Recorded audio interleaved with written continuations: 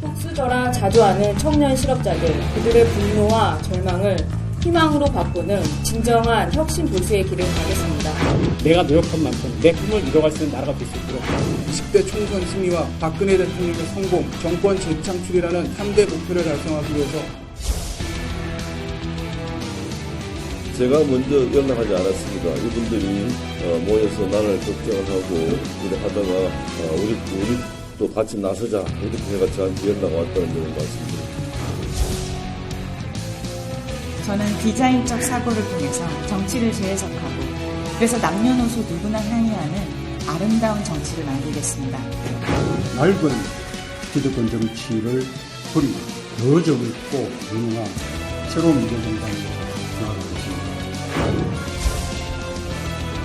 보다 체계적인 검증 시스템을 갖추어서 이러한 오류가 다시 일어나지 않도록 최선을 다하겠다는 말씀 드리겠습니다.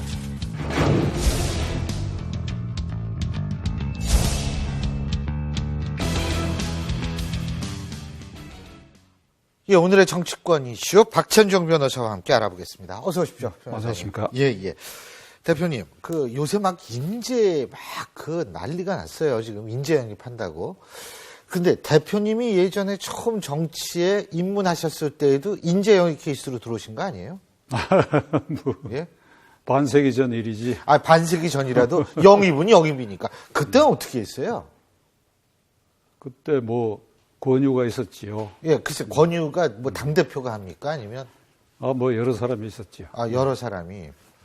지금 논의되고 있는 인재 영입은 특히 이제 새정치연합, 더불어민주당이 사실상 분당되면서 국민의당 안철수 씨가 주도하는 국민의당 창당 과정에서 이제 인재 영입 문제가 불거져 가지고 이제 정과가 있다라든지 몇 건 인사 사고가 생겼지요. 그런데 국민의당 안철수 의원이 주도하는 이 국민의당 창당 과정에서 인재 영입 문제에 관해서는 순서가 잘못된 것 같아요. 순서가.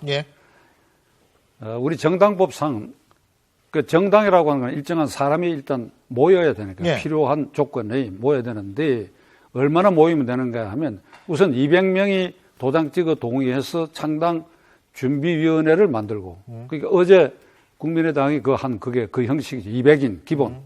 그 다음에 17개 시도에서 5개 이상, 최소 5개에서 1000명의 동의를 받아서 시도 지부를 이게 발족시키면 그래가지고 중앙선관위에 신고해서 중앙당 창당대회를 하고 그게 회의록 그 다음에 사진 같은 걸 첨부해서 신고하면 그게 정당이 되니까 5,200명이면 되는 거죠, 기본이.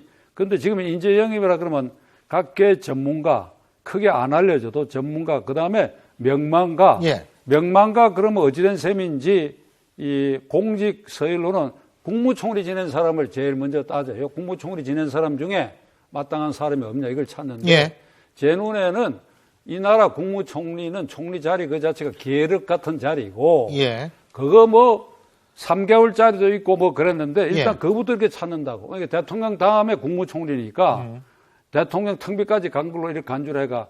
그래서 명망가 찾고 이런데 이 정열을 소모하고 있는데 지금 새누리당도 그렇고 이 더불어민주당도 더할 나위 없이 그렇게 그 방향으로 가야 되겠지만은 지금 창당 과정에 있는 안철수 의원이 주도하는 국민의당은 이게 선후 이 앞뒤를 혼동을 일으키는 거예요. 지금 이 더불어민주당이 쇄신 안 하고 개혁 안 하기 때문에 쇄신하고 개혁하는 당을 만들겠다고 지금 뛰쳐나온 사람들 아닙니까? 그러면 무엇을 쇄신하며 어떻게 개혁할 것인가? 이거 제시하지 않고 있어요.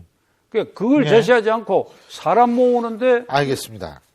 근데 그러면은 지금 국민의당 같은 경우에 지금 3분을 영입했다가 취소를 했어요.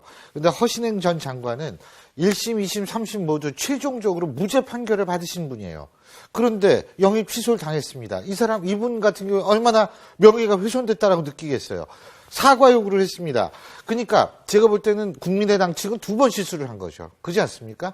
영입 취소, 제대로 알아보지도 않았다. 이런 부분은 어떻게 해석해야 되냐는 거죠.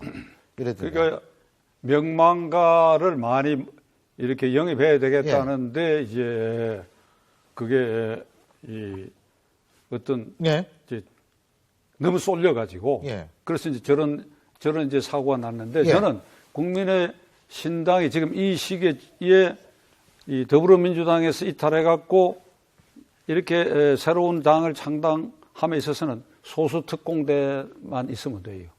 사람 많을 필요 없다고 저는 생각합니다.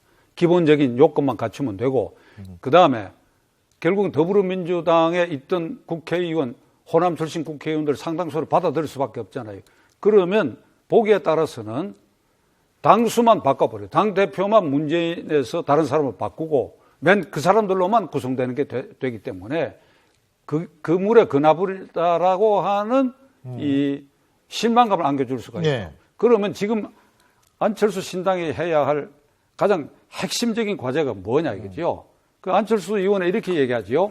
성찰적 진보 세력과 개혁적 보수 세력을 아우러서 합리적 개혁을 할 것이며 70년대의 산업화 논리와 80년대 운동권 논리로는 산적한 국정을 해결할 수 없다. 그래서 공정성장이 깃발이 되는데 이게 하나같이 모호하고 허황되고 심하게 말하면 그러니까 이게 해석이 잘 안 되는 모호성을 알겠습니다. 여전히 안철수 의원이 계속하고 있다.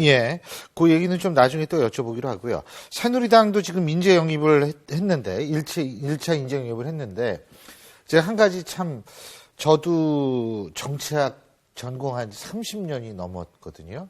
정치학 교수한 지가 20년이 넘었는데 명지대학 간 지가. 근데 이거 어떻게 보세요? 저는 이거 처음 봤어요. 인재 영입했다고 뒤에서 쫙 병풍처럼 김무성 대표가 뭐 100만 대군을 얻은 것이다. 딱 이런 식으로 얘기하고 끝에 뭐라고 얘기를 하냐면 본인 스스로 애국심 때문에 본인들 스스로 찾아왔다.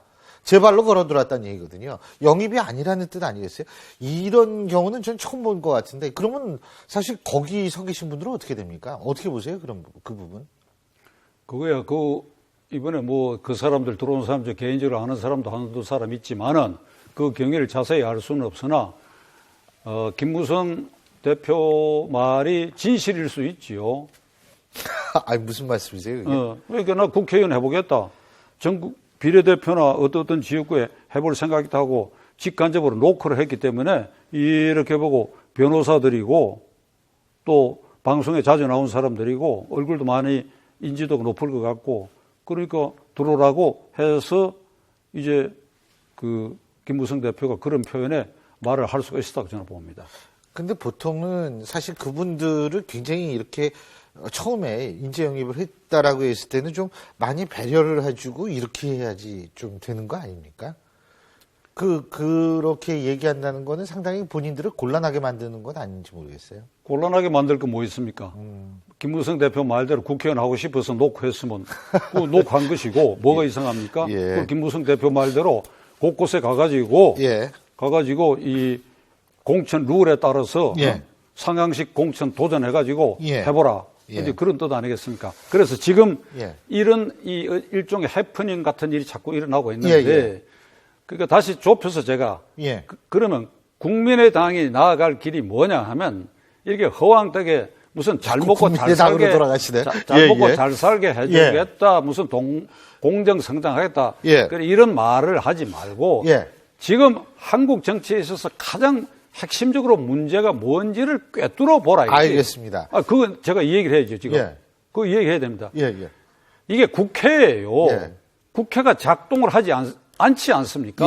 비유로 말하면 국회의원 300명이 국회라는 버스를 타고 동대문에서 출발해서 여의도까지 가는데 가며 섰다 움직였다 섰다 움직였다 해서 간신히 광화문까지 와서는 거기에서 차를 세워놓고 국회를 세워놓고 전부 국회의원들이 뿔뿔이 흩어져서 각계약진으로 여의도에 있는 자기들 당사에 모여가지고 거기서 개파투쟁을 하고 있어요. 그중에 한 정당에는 여기 마음에 안 든다 그래 뛰쳐나가고 또 다른데 마포에 사무실 얻어가지고 그러니까 국회가 작동을 하지 않아요. 그러니까 국회를 작동시켜야 된다. 그러니까 예. 민생을 거기서 해결하도록 해야 되는데 국회를 작동하기 위해서는 무엇을 어떻게 하겠다 하는 것이 알겠습니다. 나와야 될 거 아니냐 이거죠.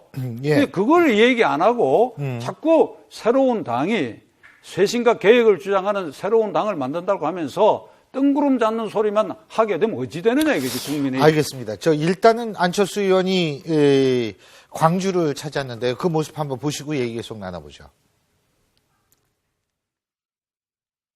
광주 정신은 희생과 헌신의 정신이라고 생각합니다. 저희도 국민의당 시작하는 첫날 희생과 헌신으로 낡은 정치 바꾸겠다는 각오를 다집니다. 우리 지역 주민들의 가슴속에 벌써 국민의당이 많이 자리를 잡고 있어서 그 의견을 존중을 해서 국민의당에 합류하게 되었습니다. 지금 문재인 대표 같은 경우에는 광주 일정을 일단 취소했다라고 얘기를 하고요. 안철수 의원은 이제 갔어요. 결국은 호남에서의 지금 현재의 민심을 그대로 반영하는 것 아닌가 이런 얘기가 있는데 어떻게 평가하십니까? 그렇습니다. 예. 그리고 사람이란 게 감정의 동물 아닙니까? 예. 문재인 대표는 싫다, 친노는 싫다 하면 그걸 바꿔야 할 이유가 충분히 있지요. 그리고 이제 안철수 의원이 앞장서서 그걸 이제 바꾸니까 민심은 이쪽으로 돌아올 겁니다. 그런데 지금도 얘기가 광주 정신으로 받들어서 희생과 헌신하겠다고 이 얘기만 자꾸 하고 있다고. 희생과 헌신을 어떤 모양으로 무엇을 위해서 희생 헌신을 해야 되느냐 하면 아까 제가 말씀드린 대로 이 얘기하다 말았는데 지금 한국 정치의 가장 문제점은 정당들이 개파 투쟁을 하면서 국회를 정당 종속물로 만들어 놓은 거예요. 이거를 풀어가지고 국회 위치대로 세워야 돼요. 국민 대표자회의 위치대로 세워서 각계 국회의원들이 자율권을 행사해서 거기에서 1년 내내 민생 문제를 다룰 수 있도록 해야 돼요. 지금 현안이 엄청 쌓여요. 예를 들면 청년 실업 문제만 얘기합시다. 예. 그 지난 1년 동안에 국회에서 청년 실업 문제를 가지고 본회의건 상임위원회건 특별위원회건 밤에 불을 켜가면서 인원한 일이 있습니까? 옛말에 세 사람이 모여서 호랑이가 나왔다. 이러면 호랑이가 나온 걸로 된다는 말이 있듯이 세 사람이 모여서 뜻을 합할 수 있다. 삼인 성호, 삼인 성지란 말이 있잖아요. 그러면 국회가 제 기능을 발휘하는데 새로 나오는 정당이라도 우리는 이렇게 해서 국회 기능을 살리겠다. 거기에서 성찰적, 진보고 알겠습니다. 개혁적 보수고 간에 그 안에서 이제 생성이 돼야지. 미리 구름 잡는 소리를 하고 핵심에는 접근하지 못하고 있다 이거죠. 알겠습니다. 이제 앞으로 좀 더 실체가 나면 접근할 수도 있겠죠. 오늘 말씀은 일단 여기까지 듣겠습니다. 이렇게 끝나면 너무 허전한데. 다음 주에 또 말씀해 주시면 되죠. 고맙습니다. 예.